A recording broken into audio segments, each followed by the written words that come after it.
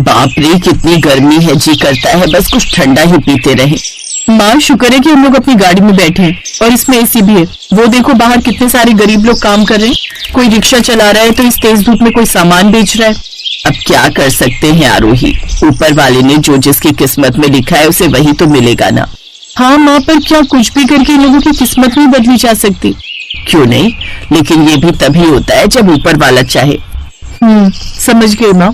कल्पना का जवाब सुनकर आरोही हंसी और फिर कल्पना ने वहां से जाने के लिए जैसे ही अपनी कार स्टार्ट की तो एक कमजोर औरत उनकी कार की विंडो के पास आकर बोली, दीदी बहुत भूख लगी है, 2 दिन से कुछ नहीं खाया। ओहो, ये लो ये 100 रुपए। नहीं, पैसे नहीं चाहिए, बस कुछ खिला दो दीदी। माँ भूख तो मुझे भी लगी है, एक काम करते किसी अच्छे से ढाबे पर चलते हैं, वही आंटी को भी कुछ खिला देंगे और हम भी कुछ खा लेंगे। हाँ बात तो सही है, मुझे भी भूख लगी है, चलो फिर चलते हैं। कल्पना और आरोही अपनी कार से बाहर निकल आए और उस गरीब औरत को लेकर किसी अच्छे ढाबे की तलाश में आगे बढ़ने लगे। तभी उन्हें एक अच्छा सा ढाबा नजर आया और फिर माँ मैंने 3 शाही थाली ऑर्डर कर दी है और आंटी जी आप चिंता मत करना, आपको जितना खाना है खा लेना, कम पड़ेगा तो मैं और ऑर्डर कर दूंगी। तुम्हारा बहुत बहुत धन्यवाद बेटी। ये आपकी माँ है? हाँ, ये मेरी प्यारी सी मम्मा है, इनका नाम कल्पना है और ये है मेरी प्यारी गुड़िया, इसका नाम आरोही है। आप दोनों बहुत ही नेक दिल हो, भगवान करे आप दोनों हमेशा खुश रहो। बेटी तुम बहुत खुशकिस्मत हो जो तुम्हें इतनी अच्छी माँ मिली है। अच्छा जी, आपको खाना खिलाने मैं लाई और आप बस मेरी माँ की तारीफ किए जा रही हो, मेरे बारे में भी तो कुछ कहो। हाँ, आप भी बहुत खुशकिस्मत हो जो आपको इतनी प्यारी बेटी मिली है। हाँ ये हुई ना बात, इसी बात पर मैं आपको अब रसगुल्ले भी खिलाऊंगी। उस गरीब औरत का नाम दुर्गा था जो आरोही की बात सुनकर मुस्कुराने लगी। फिर कुछ सोचकर वो कल्पना से बोली, आपके कितने बच्चे हैं दीदी? बस यही है मेरी गुड़िया, मेरी आरोही। अच्छी बात है। और आपके परिवार में कौन कौन है? कल्पना का सवाल का जवाब दुर्गा तुरंत नहीं दे पाई, उसकी आंखों से आंसू छलक गए, जिन्हें किसी तरह रोकते हुए वो बोली, मेरा परिवार? किसी वक्त मेरा भी आप ही की तरफ परिवार था। मैं एक किसान की बेटी हूँ। मेरी शादी एक ऐसे घर में हुई जहाँ बेटियों की कोई कदर नहीं थी। शादी के बाद पहली संतान बेटी ही हुई थी मुझे। फिर क्यों आंटी? फिर दूसरी भी बेटी हुई, इसके बाद तीसरी, चौथी भी। बाप रे, इतने बच्चे तो आपने मना क्यों नहीं किया? मैं तो 2 बेटियों के बाद और बच्चे नहीं चाहती थी, पर मेरा पति और मेरी सास को तो बस बेटा चाहिए था और फिर उसी बेटे की चाहत में एक एक करके मैंने 7 बेटियों को जन्म दिया और जब 7वीं भी बेटी हुई तो मेरे ससुराल वालों ने मुझे धक्के देकर घर से निकाल दिया। और आपकी बेटियां वो कहाँ हैं? ये सवाल सुनते ही दुर्गा के सब्र का बांध टूट गया, उसकी आंखों से आंसू गिरने लगे और उसने रोते हुए कहा, मैं नहीं जानती, हर बार जैसे मेरी कोख से बेटी जन्म लेती, मेरा पति और मेरी सास मेरी गोद में आने से पहले उस बेटी को ना जाने कहाँ ले जाते। मेरी 7 बेटियां जिंदा है कि मर गई मुझे ये भी नहीं पता। 7 बेटियों की माँ होने के बावजूद मेरे पास अपनी एक भी औलाद नहीं है। इतना कहकर दुर्गा फूट फूट कर रोने लगी। तभी वेटर सबके लिए खाना ले आया। 2 दिन से भूखी दुर्गा बस रोए जा रही थी, उसने खाने की तरफ देखा भी नहीं। कल्पना और आरोही ने उसे समझाया, तब जाकर दुर्गा ने खाना शुरू किया। ऐसा लग रहा था मानो बेटियों की याद में उसकी भूख को मार ही दिया हो। फिर खाना खाते खाते आरोही ने दुर्गा से पूछा, तो आपने कभी पता करने की कोशिश नहीं की कि आपकी बेटियां कहाँ हैं? की बहुत की, मगर गरीब की ना तो पुलिस वाले सुनते हैं ना शमशान वाले। ऐसा न कहो, देखना भगवान सब ठीक करेगा। मुझे विश्वास है कि आपको आपकी 7 बेटियां मिल जाएंगी।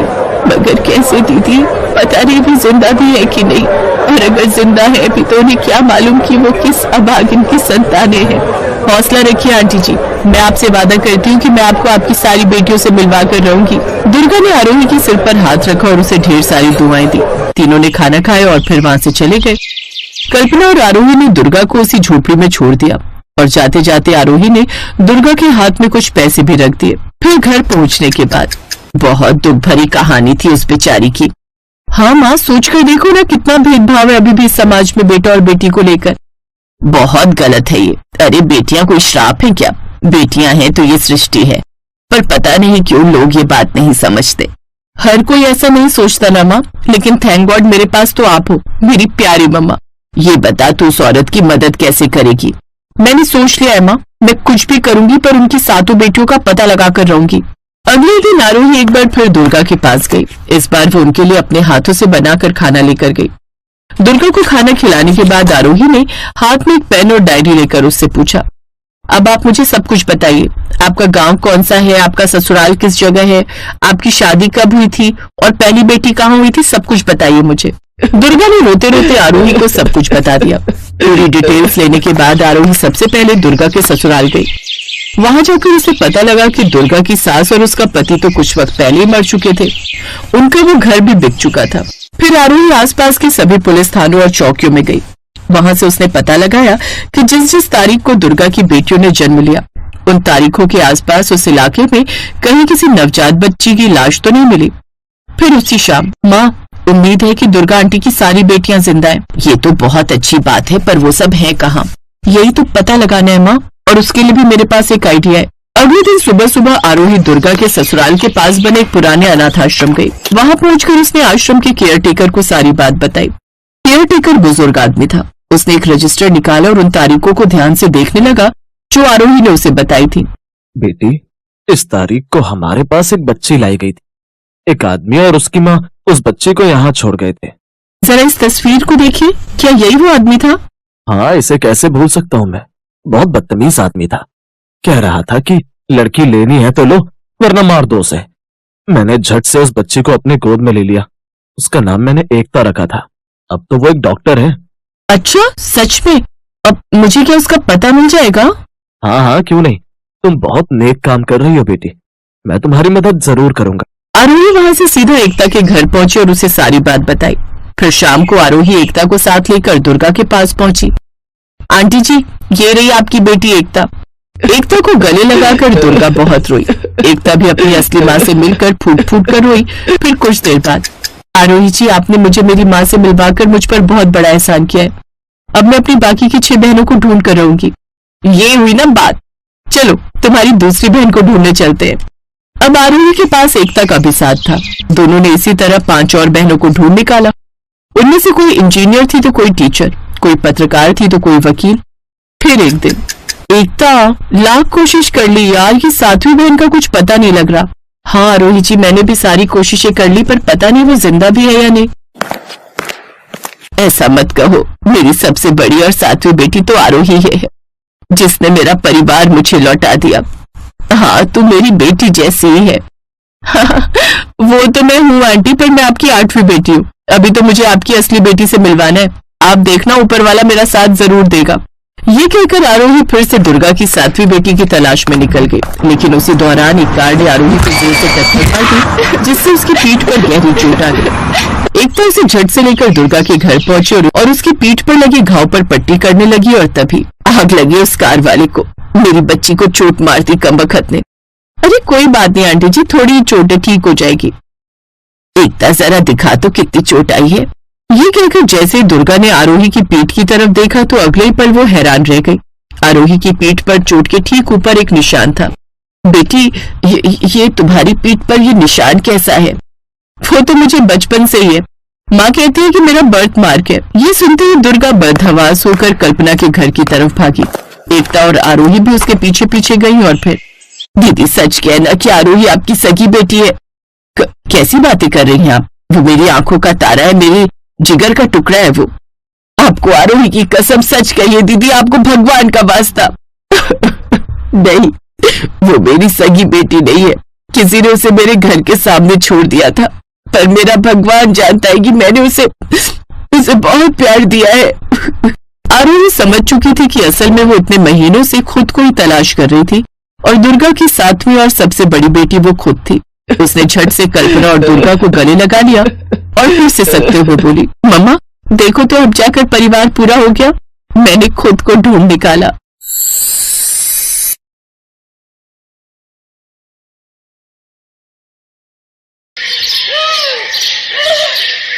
सुधा और ब्रिजेश सोनपुर नाम के एक छोटे से गांव में रहते थे। ब्रिजेश गांव भर में घूम घूम कर लोगों के घर काम करके अपनी रोजी रोटी चलाता था, जिससे उसकी आमदनी कुछ खास नहीं होती थी। लेकिन अब पिछले कई दिनों से ब्रिजेश को कभी कभार ही काम मिल पाता था, जिससे उनके घर पैसों की और भी तंगी होने लगी। ऐसे ही एक रोज सुधा ब्रिजेश से, सुनिए जी, घर में अन्न का एक दाना भी नहीं है और मेरे पास जो थोड़ी बहुत बचत थी वो भी खत्म हो चुकी है। अब आप कहीं से पैसे ले आइए ताकि हम थोड़ा राशन ला सके। तुम तो जानती हो ना सुधा, आजकल काम मिलना कितना मुश्किल हो गया है। कभी कभार ही काम मिल पाता है अब तो बस। आप परेशान क्यों होते हो जी? बस ऐसा सोचिए कि भगवान हमारी परीक्षा ले रहा है, देखना एक दिन वो सब ठीक कर देगा। तुम बिल्कुल ठीक कहती हो सुधा। अच्छा, मैं कुछ काम ढूंढने के लिए जाता हूँ। ब्रिजेश बाहर जा ही रहा होता है कि तभी एक बड़ी सी कार उनके दरवाजे के सामने आकर रुकती है, जिसमें से एक औरत हाथ में साल भर का बच्चा लिए अपने पति के साथ कार से उतरती है। कार की आवाज से सुधा भी बाहर आ जाती है। सुधा देखती है तो सामने उसकी बड़ी बहन निहारिका खड़ी होती है। निहारिका दीदी, आप यहाँ? सब ठीक तो है ना? नहीं सुधा, कुछ भी ठीक नहीं है। दरअसल मुन्ने की तबीयत पिछले 1 महीने से बिल्कुल भी ठीक नहीं है। शहर के बड़े से बड़े डॉक्टर को दिखा दिया, लेकिन सबका एक ही कहना है कि वंश को कुछ दिन के लिए गांव के खुले वातावरण और ताजी हवा में रखना होगा, तभी ये पूरी तरह ठीक हो पाएगा। हाँ सुधा, और हमारे सभी रिश्तेदारों में एक तुम ही हो जो गांव में रहती हो, इसीलिए हमें सीधा तुम्हारा ख्याल आया। अगर हम कुछ दिन मुन्ने के साथ यहीं पर रहें तो तुम्हें इससे कोई आपत्ति तो नहीं होगी ना? नहीं दीदी जीजा जी, आप कैसी बातें कर रहे हैं? आप जब तक चाहो यहाँ रह सकते हो। अरे ये भी तो आपका ही घर है। हाँ भाई साहब, जब तक मुन्ना पूरी तरह से ठीक नहीं हो जाता तब तक आप हमारे साथ ही रहिए। देखिए, मैंने आपसे कहा था ना सुधा और ब्रिजेश को हमारे आने से कोई परेशानी नहीं होगी। आप तो खामखा ही परेशान हो रहे थे। सुधा उन्हें घर के अंदर ले जाती है, फिर पड़ोस में से चीनी और थोड़ा दूध मांग कर लाती है और उनके लिए चाय बनाती है। फिर ब्रिजेश से गांव के जमींदार से कुछ पैसे उधार लेकर राशन लाने के लिए कहती है। ब्रिजेश ज्यादा ब्याज पर जमींदार से कुछ पैसे उधार ले आता है, फिर उनसे राशन ले आता है। सुधा सबके लिए खाना बनाती है, फिर अपनी दीदी और जीजा को पेट भर खाने के लिए देती है, जबकि खुद दोनों पति पत्नी आधा पेट ही खाते हैं ताकि राशन ज्यादा दिन तक चल सके। फिर आधी रात होते ही मुन्ना जोर जोर से रोने लगता है। चुप हो जा मुन्ना, चुप हो जा, चुप हो जा, चुप हो जा। ओफो निहारिका, क्या हुआ? मुन्ना इतना रो क्यों रहा है? लगता है इसे दूध पीना है। वो क्या है ना, इसे दूध पीकर सोने की आदत है। हाँ, बच्चों के लिए दूध तो बहुत जरूरी है। सुधा, तुम्हें ध्यान रखना चाहिए था ना। अरे इसमें सुधा की कोई गलती नहीं है, मुझे लगा था कि इसका पेट भर गया है। खैर सुधा, जरा मुन्ना के लिए दूध ले आना। लेकिन दूध तो घर में नहीं है दीदी, शाम को चाय बनाई थी उसी में खत्म हो गया था। कोई बात नहीं, मैं इसे लोरी गाकर ही सुला देती हूँ। नहीं नहीं, मुन्ना भूखा नहीं सोएगा, मैं अभी दुकान से लेकर आता हूँ। ब्रिजेश जल्दी से बाहर जाता है और दूध लाकर सुधा को देता है, जिसके बाद सुधा वो दूध गर्म करके मुन्ना को पीने को देती है। ऐसे ही एक रोज तेज बारिश हो रही होती है, जिसे देख आयुष कहता है, वाह, आज तो गर्मा गर्म चिकन बिरयानी खाने का जी कर रहा है। अभी मैं शहर में होता तो अपने कुक को कहता वो जल्दी से बना कर ले आता। जीजा जी आप परेशान मत होइए, आपका कुक तो नहीं लेकिन ये साली है ना, मैं बना देती हूँ। सुधा रसोई में जाती है तो वहां तेल और मसाले नहीं होते। फिर वो ब्रिजेश से कहती है। ब्रिजेश जमींदार से कुछ पैसे और उधार ले आता है और जल्दी से चिकन और सामान लेकर घर आता है। फिर सुधा चिकन बिरयानी बनाकर सबको खाने के लिए देती है। 3 दिन बाद वो जमींदार उनके घर पहुंच जाता है। क्यों रे ब्रिजेश, पैसे लेने तो तू हर हफ्ते आ जाता है, लेकिन लौटाने के नाम पर तेरी शक्ल नहीं दिखती है? जमींदार साहब, मैंने कहा तो था आपको, आपके पैसे लौटा दूंगा, फिर ये घर पर आए मेहमानों के सामने तमाशा करने की क्या जरूरत है?